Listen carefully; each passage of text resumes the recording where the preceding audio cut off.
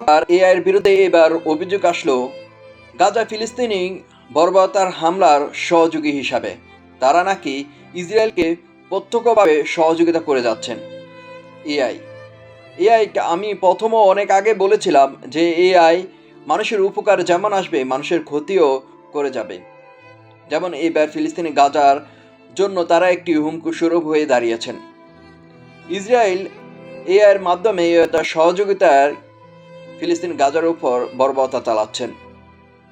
যখন মাইক্রোসফটের এআইয়ের একটি সম্মেলন চলছিল, সেখানে বিল গেটস সহ মাইক্রোসফট ওয়ার্ড এআইয়ের সিইও সবাই উপস্থিত ছিলেন। তখন সিইওর একটি বক্তব্যের মধ্যখানে প্রতিবাদ করেন এক নারী হচ্ছেন মাইক্রোসফট এআইয়ের একজন ইঞ্জিনিয়ার। সেই ইঞ্জিনিয়ার নারী বক্তব্য দেন ফিলিস্তিনের পক্ষ হয়ে, গাজাবাসীর পক্ষ হয়ে কথা বলেন যে মাইক্রোসফট ওয়ার্ড এআইয়ের হাতে রক্তের দাগ লেগে আছে ফিলিস্তিন গাজাবাসীর।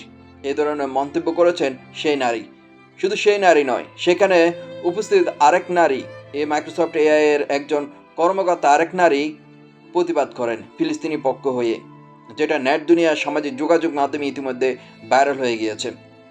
পরবর্তীতে সেই দুই নারীকে চাকরিচ্যুত করেছেন মাইক্রোসফট ওয়ার্ড এআই।